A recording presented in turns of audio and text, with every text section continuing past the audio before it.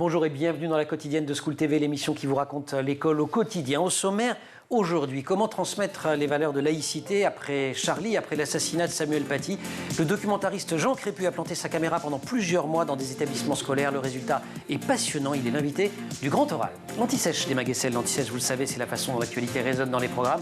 Actualité anniversaire aujourd'hui, celui de la disparition de la cinéaste et plasticienne Agnès Varda. Elle est dans les programmes, notamment en philo. L'heure de la récré, toujours avec Emma, elle nous parlera d'un outil ingénieux utilisé dans les classes américaines pour protéger les élèves d'une éventuelle tuerie. C'est une drôle de récré.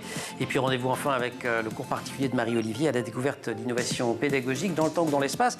Elle nous parlera notamment de la fondation Lego et de l'apprentissage par le jeu. Vous êtes en forme, Emma, il paraît? Je suis très en forme. Vous me le faites, la quotidienne, ça va partir, hein? Attention, mesdames et messieurs, dans un instant, ça va commencer. C'est parti.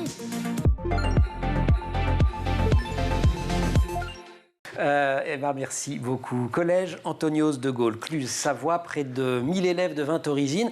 Le collège est en REP, en réseau d'éducation prioritaire, et il est le théâtre principal du formidable documentaire Liberté, Égalité, Laïcité, qui sera diffusé le 30 mars à 22h45 sur France 3 Auvergne-Rhône-Alpes, puis disponible sur la plateforme France TV. Vous pouvez donc toutes et tous le regarder, ce documentaire. Il raconte comment les enseignants portent au quotidien la notion de laïcité et comment ils tentent de la faire comprendre aux élèves. Le documentaire est donc signé Jean Crépu, que j'ai grand plaisir à accueillir. Jean, bonjour. Bonjour. Ce collège, Antonios de Gaulle, on va planter le décor. C'est le théâtre principal HD. Vous êtes aussi allé dans 2 écoles primaires, l'une à Échirolles, l'autre également à Cluse. D'ailleurs, la première séance, le début du film, on est en CM2 à Échirolles et vous avez filmé, au fond, la question qui va irriguer ensuite tout le film, comment on distingue croyance et savoir.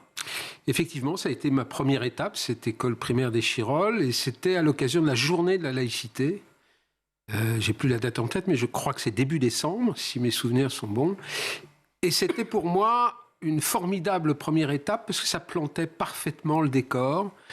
Les enfants de cette classe de CM2 renvoyaient des choses sur cette question absolument extraordinaire. Moi, j'étais saisi à la fois par la pertinence des débats et surtout la façon dont Isabelle Leduc, à qui je rends hommage, parce que je trouve qu'elle menait cette séance à l'occasion de cette journée de la laïcité sur la question croire ou savoir, que je trouvais une formidable question à poser aux enfants à l'école. Donc c'était super. Voilà, et elle est d'une justesse absolument incroyable, effectivement, cette professeure des écoles.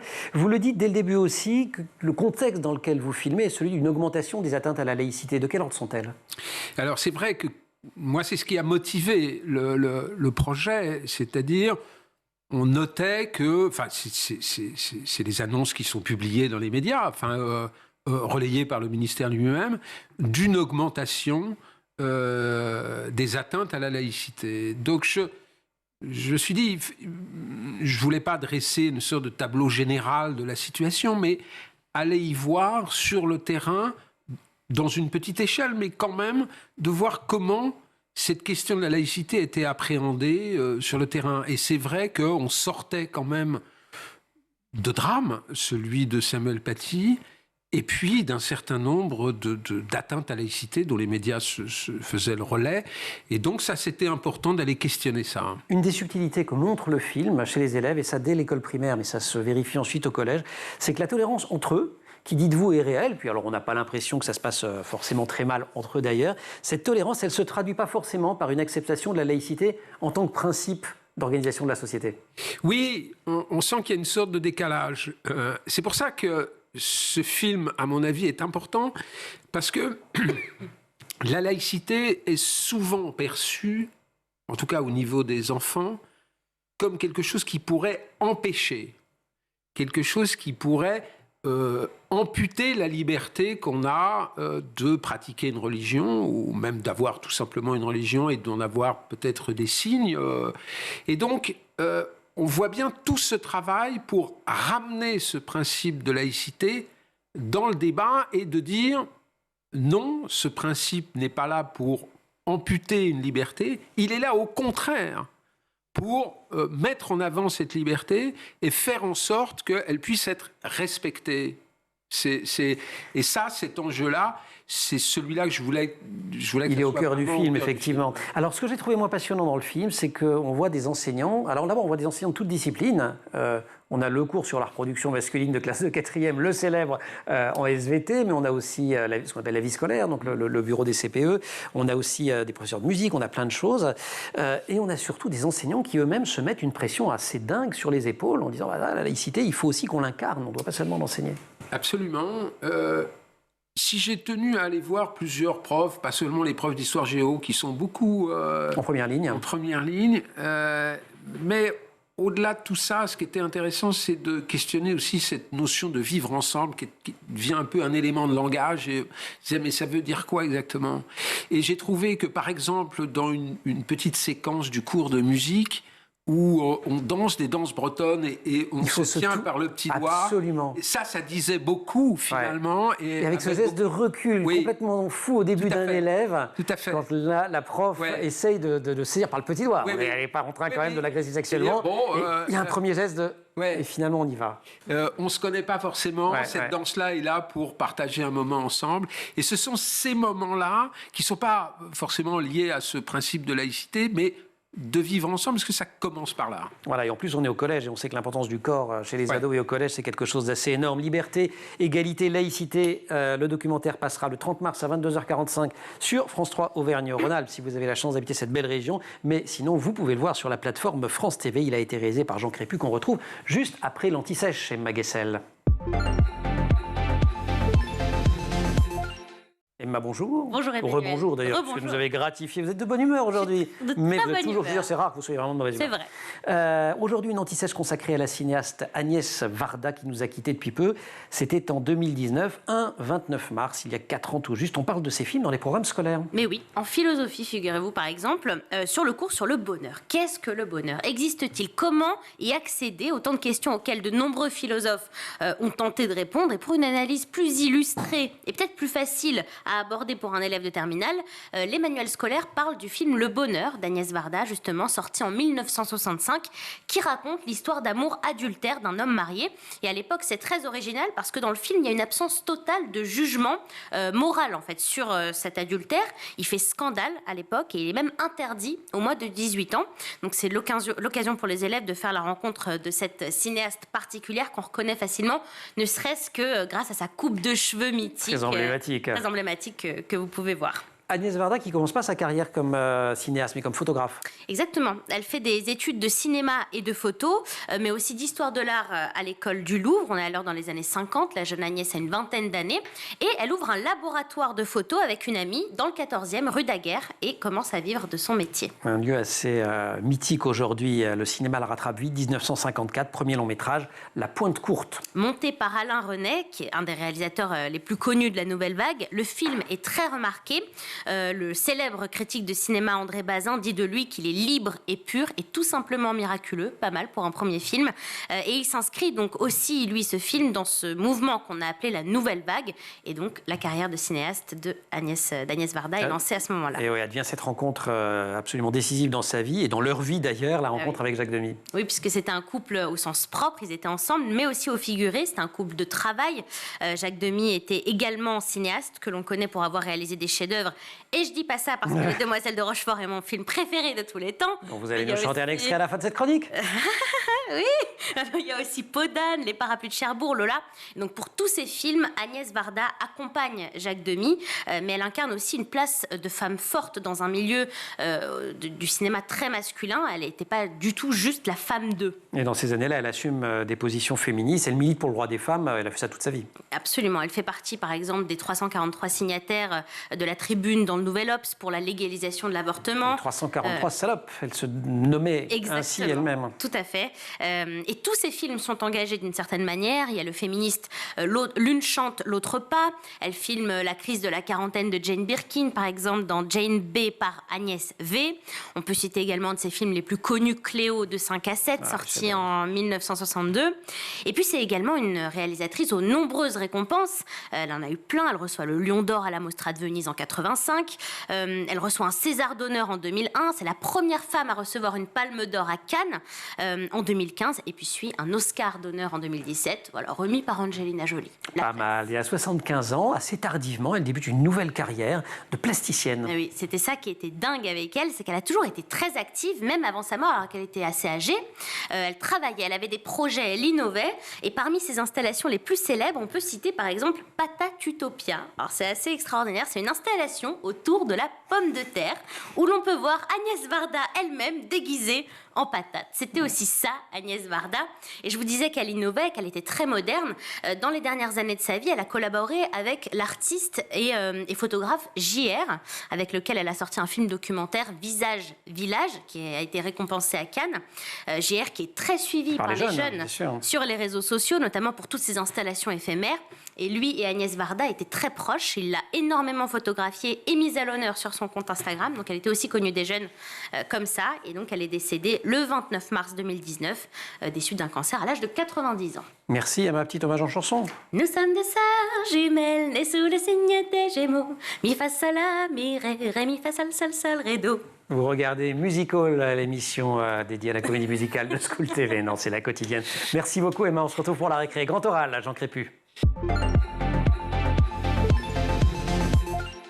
Depuis 2015, parler de laïcité à l'école, c'est entrer sur un terrain hanté par le terrorisme islamiste, les minutes de silence bafouées après Charlie Hebdo, l'assassinat de Samuel Paty. Il en est évidemment question dans le documentaire de Jean Crépu. On a l'impression qu'il y a vraiment un après Samuel Paty, notamment pour les professeurs d'histoire-géographie, mais pas seulement. Oui. Je dis notamment parce que Samuel Paty, pour celles et ceux qui l'auraient oublié, qui avait été assassiné en octobre 2020, était prof d'histoire-géo. Bien sûr, je crois qu'il y a un traumatisme réel chez les enseignants.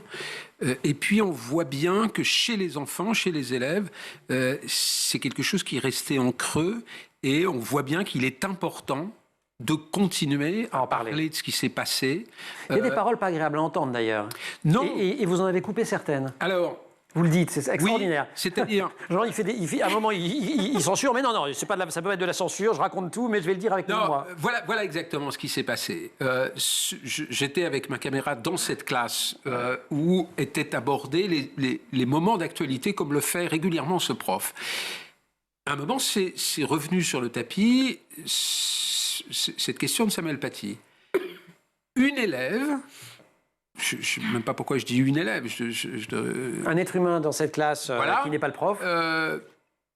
A exprimé, on va dire, quelque chose d'assez dur, assez violent. Moi, il était hors de question, que je mette la poussière sous le tapis en disant... Il s'est rien passé. Voilà, tout va bien, on en parle en paix. Mais je veillais à ce qui a pu être dit à ce moment-là ne soit pas, dans un second temps, extrait de son contexte. Je ne vais pas faire de dessin, mais on sait très bien ce qui peut se passer après sur les réseaux, que ça puisse être extrait du contexte et que ça puisse rejaillir à la fois sur les élèves et sur un ou une élève en particulier, et également sur l'enseignant, qui, sur le moment... a pas forcément la parole qu'il faut, mais il revient après. Et moi, quand il revient après, je suis pas forcément là. Vous croyez à l'éducation, vous dites que tout ça n'est pas figé, c'est un instant T. Exactement. Et ça ne raconte pas ce dont vous témoignez, qui est justement comment les uns et les autres vont avancer. Tout à fait. C'est pour ça que j'ai décidé finalement de ne pas garder en live, ce qui s'est passé. Mais de le raconter. De le raconter, malgré tout, et de revenir avec l'enseignant sur comment il avait géré ça. Ce qui est frappant aussi chez les enseignants, c'est que, à la fois ils scoltinent la question de la laïcité, comme Samuel Paty, mais ce qui les heurte, ce qui les bouleverse, j'allais presque dire encore plus, c'est idiot de mettre des dégradations là-dedans, mais enfin bref, c'est que c'était un enseignant qui essayait, qui y croyait, une espèce de double identification chez eux. C'est-à-dire, à la fois il fait le boulot, mais il y met son âme. Et même là... Oui, c'est en ça que je dis que c'est un traumatisme. C'est ça, hyper violent. Extrêmement violent. Parce que là, on a quelqu'un qui affronte cette difficulté, qui fait le job, c'est-à-dire, voilà, la liberté d'expression, comment on en parle, effectivement, on évoque les caricatures, comment on fait sur le terrain. Et ça, on voit bien que ça a laissé des traces violentes. Et là, le fait d'y revenir un an plus tard, même un peu plus, parce que quand j'étais là, c'était un peu plus d'un an, on voit bien que tout est resté quand même à vif sur cette question et on n'a pas fini de remettre ça sur le tapis, il y a beaucoup d'en parler. Et moi, ce que je pense fondamental, là, j'ai vu dans cette classe qu'il pouvait y avoir débat, c'est-à-dire des élèves qui peuvent être scandalisés par des propos tenus par d'autres élèves. Pourquoi ? Parce qu'il y a une certaine mixité sociale, parce que tout le monde ne pense pas la même chose dans cette classe. Encore une fois, l'importance de la mixité sociale, c'est le garant du débat. Ces paroles, les paroles qui finalement viennent justifier l'assassinat de Samuel Paty, dans la bouche de certains, il faut être prêt à les entendre, dit avec beaucoup de pudeur, beaucoup de droiture, un enseignant dans votre film. On commence toujours un reportage avec des présupposés, genre, vous avez eu des surprises entre le moment où vous décidez de filmer et ce que vous avez vu ? Alors, c'est vrai que quand j'étais avec ma caméra dans la classe, je me disais, mais moi, comment je ferais finalement face à des réactions d'élèves comme ça ? Et là, j'ai touché du doigt ce qu'était le travail de ces enseignants au quotidien, avec cette exigence de ne pas couper le fil, de ne pas d'éviter la rupture. La rupture, elle est très proche parfois. Hein. Oui, on ne nous respecte pas, oui. Donc, ils sont sur un chemin très étroit. Et là, moi, Et vous ne l'aviez pas ressenti avant, enfin, c'est-à-dire, je me disais... Quand vous l'expliquez, on dit que c'est évident, mais vous ne l'aviez pas ressenti comme ça. Il faut le toucher du doigt en vrai, je dirais, et moi, j'ai été assez saisi. Ouais, ben le film y arrive, hein. En tout cas, je redis, il est absolument formidable. Jean Crépu, invité de La Quotidienne, pour ce documentaire. Regardez-le, Liberté, Égalité, Laïcité, le 30 mars, 22h45, France 3 Auvergne-Rhône-Alpes, et évidemment sur la plateforme France TV. Jean, on se retrouve juste après la récré, on prend des petites récré chez nous, avec Emma, forcément.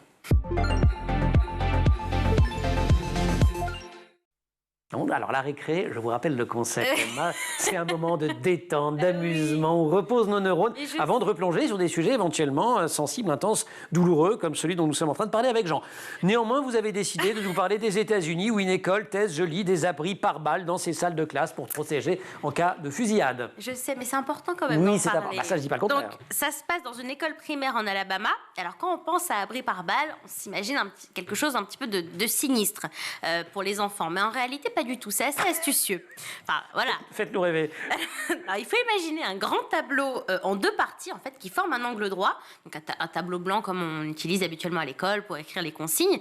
Sauf qu'en cas de fusillade, il se déplie pour devenir un abri par balle et ça prend moins de 10 secondes pour payer tout ça. Il faut être sportif quand même. J'ai regardé les vidéos. Oui. C'est une prof qui tire ça, c'est comme c'est blindé, il faut qu'elle y aille. Combien de personnes peuvent rentrer là-dedans alors environ 30, ce qui correspond à la taille d'une classe, tout à fait. Alors pour le moment, dans cette école d'Alabama, 2 classes seulement sont équipées parce que c'est un dispositif qui coûte cher, 55 000 € environ.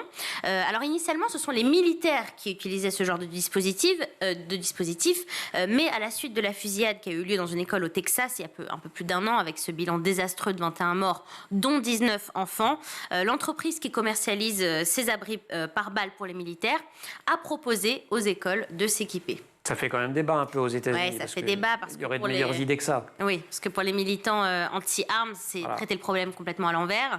Il faut d'abord pouvoir contrôler l'accès aux armes pour faire en sorte qu'il y ait justement moins de fusillades, ce qui est un vrai débat aux États-Unis. Emma, merci beaucoup. Petit sourire pour finir quand même. Là, ça fait quand même un peu... Emma, merci beaucoup, c'était chouette comme récré. Merci. Grand oral, Jean Crépu.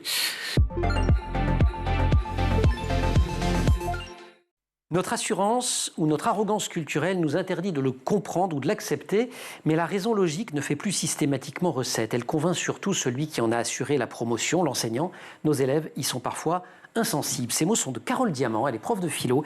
Ils datent de 2005 et je les ai retrouvés dans un livre prémonitoire qui était intitulé « École, terrain, miné ». Ce sont des mots qui décrivent l'emprise sourde des croyances dans la vie des élèves. Et 18 ans après, on retrouve cette crainte démultipliée dans votre documentaire. Jean Crépu, je vous cite une autre phrase de Carole Diamant. « J'ai bien conscience de vouloir dire ce temps fragile, transitoire, toujours court dans l'histoire, où quelque chose se prépare, va basculer aussi bien chez les enseignants que chez les enseignés. » Au fond, une même crainte parcourt votre film chez les adultes, c'est-à-dire que ces élèves, qui au fond sont assez dociles, qui jouent le jeu, qui récitent la leçon dans le collège, qu'au fond, ils n'y croient pas vraiment.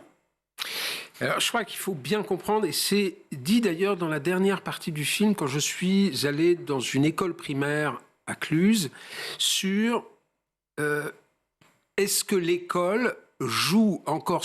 Quelle est, on va dire, l'influence de l'école par rapport à d'autres influences? On voit que les enfants sont traversés par de multiples influences. Et quand j'ai posé la question à cette institutrice d'une école primaire de Cluses, elle m'a dit... Je vais peut-être vous choquer, mais l'école n'est plus du tout quelque chose de prioritaire.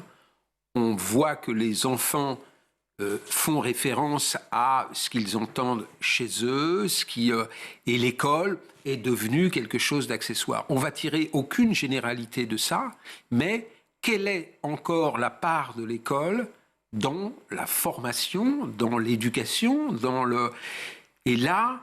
Effectivement, on est traversé un peu par... l'angoisse.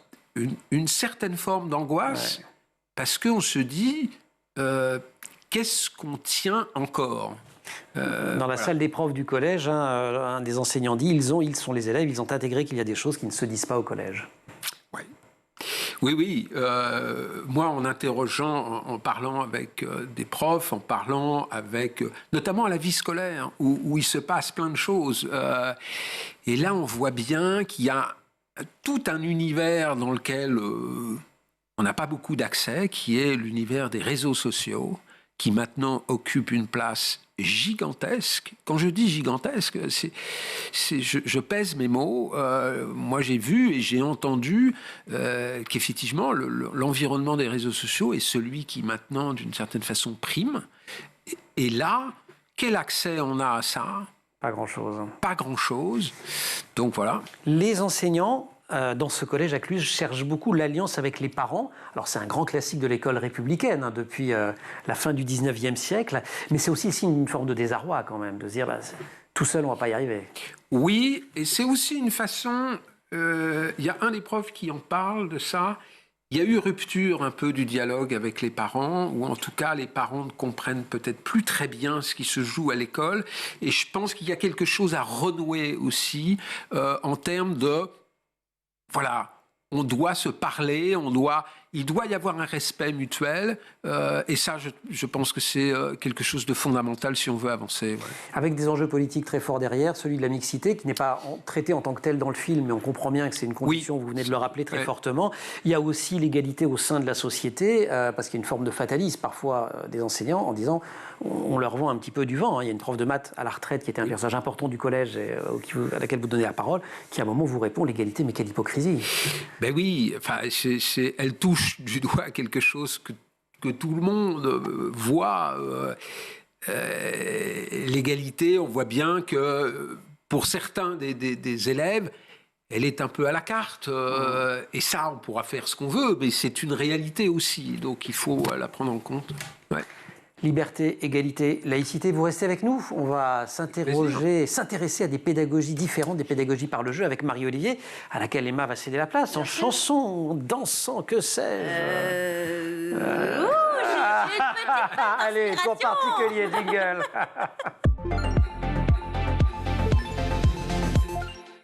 Cours particulier avec Marie-Olivier. Marie, bonjour. Bonjour Emmanuel. Aujourd'hui, Marie, on voyage à travers l'espace, ou plutôt à travers le jeu, même avec la fondation Lego. Les Lego comme les Lego. Exactement, oui. La fondation Lego, qui est basée au Danemark avec une 120 salariés environ, à travers le monde, qui œuvre à ce que chaque enfant ait la possibilité de jouer et d'apprendre en jouant. Alors tout ça est extrêmement sérieux, c'est le jeu, mais c'est aussi des recherches scientifiques. Exactement, la Fondation Lego se base vraiment sur des recherches. Ils publient des papiers académiques sur leur site qui montrent toute la pertinence du jeu pour les apprentissages avec 3 grandes briques. Des briques de Lego. Et le premier, c'est que le jeu... Je n'ai même pas fait exprès, je vous jure. C'est que le jeu développe des compétences essentielles au développement des enfants. Le deuxième, c'est que le jeu permet de se sentir bien. Et enfin, le constat, c'est que le jeu, c'est pour tout le monde et partout dans le monde. Je file votre métaphore spontanée. La première brique, c'est le développement de compétences pour le futur des enfants. En quoi le jeu est-il pertinent ? En fait, la première vertu du jeu, c'est qu'il permet aux enfants d'être flexibles et adaptables, de développer des compétences qui leur seront utiles à l'avenir. Donc, des capacités physiques et motrices, par exemple, savoir s'adapter, courir, sauter. Des compétences sociales, quand on joue, on fait preuve d'empathie, on interagit avec les autres, sens du collectif, collaboration. Des compétences émotionnelles, avec des émotions qui sont plus ou moins joyeuses. Quand on joue, on apprend à à naviguer dans l'incertitude. Quand on perd au jeu, on apprend à gérer des émotions plus ou moins négatives. Des capacités cognitives aussi, avec des jeux de stratégie ou la résolution de problèmes. Donc les enfants s'amusent tout en raisonnant, en mémorisant et en se concentrant. Et enfin, des compétences créatives. Les jeux créatifs poussent les enfants à user de leur imagination, à explorer des idées et de nouveaux espaces. Et c'est aussi l'une des compétences qui est très recherchée aujourd'hui dans le monde du travail. C'est génial. La prochaine fois que je suis enfant et que je joue au Lego et qu'on me dit arrête de jouer, je dis je ne joue pas, je cherche un boulot, maman. C'est exactement. C'est super. Comment ça se fait qu'on se sente si bien que ça en jouant d'ailleurs, et pour le coup, enfant ou adulte? En fait, quand on s'amuse, le cerveau relâche ce qu'on appelle la dopamine. C'est un neurotransmetteur qui nous motive.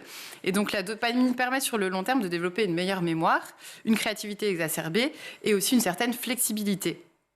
Et ce n'est pas tout. Jouer à plusieurs développe aussi l'empathie, je l'ai dit, et les liens sociaux, notamment au sein de la famille. Et quand on joue en famille, il y a des études qui ont été faites qui montrent que les membres de la famille sont moins stressés et les rapports sont plus sains. Dans un autre contexte, celui de la précarité, de guerre ou de catastrophe naturelle, le jeu est d'autant plus important. En fait, il donne aux enfants une sorte de bulle qui leur permet d'avoir des moments de joie et de calme pour mieux affronter ce qu'ils vivent au quotidien. Alors, est-ce que vous êtes convaincus par les vertus du jeu? Ah ouais, je l'étais, mais maintenant j'ai des arguments. Il faut que je retombe en enfance. Ah oui, ça va très très bien se passer. Que fait alors cette fondation Lego pour rendre le jeu, et pas seulement Lego bien sûr, on aura compris que c'est une fondation et que ce sont des recherches académiques, pour rendre le jeu plus accessible au plus grand nombre?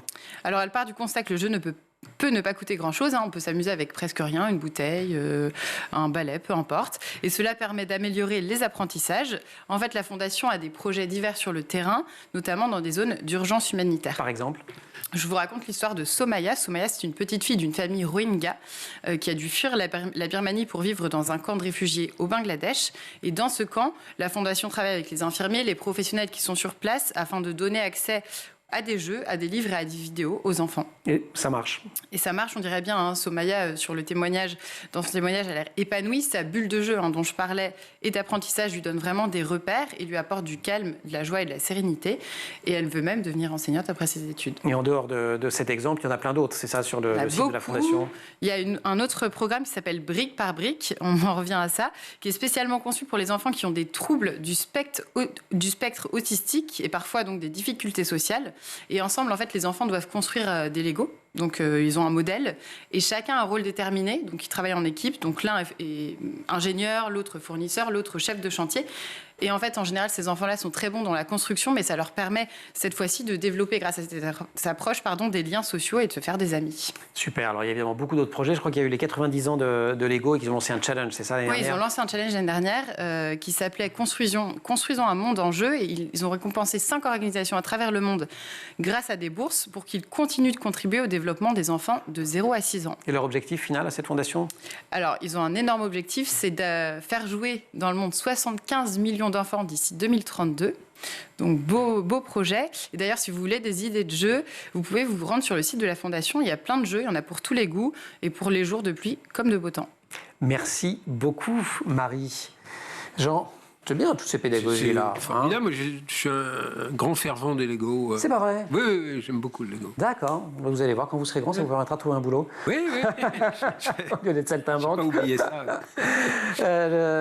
Jean Crépu, documentariste, formidable documentaire à regarder sur France 3 Auvergne-Rhône-Alpes. Si vous êtes dans la région, c'est le 30 mars à 22h45. Et sinon, évidemment, sur la plateforme France TV, et ça, vous pouvez le regarder tout le temps et absolument de partout. Marie, merci beaucoup. Merci aussi à toute l'équipe de l'émission, au maquillage Emma Razafin-Dralambeau, Marine Plantec pour la préparation de l'émission qui est assistée par Dylan Colère, et puis en régie au son Thibaut Goury-Lafont, à la réalisation Kylian Soula. Merci à tous. Vous restez sur School TV et vous nous retrouvez nous en permanence sur Internet et sur les réseaux sociaux.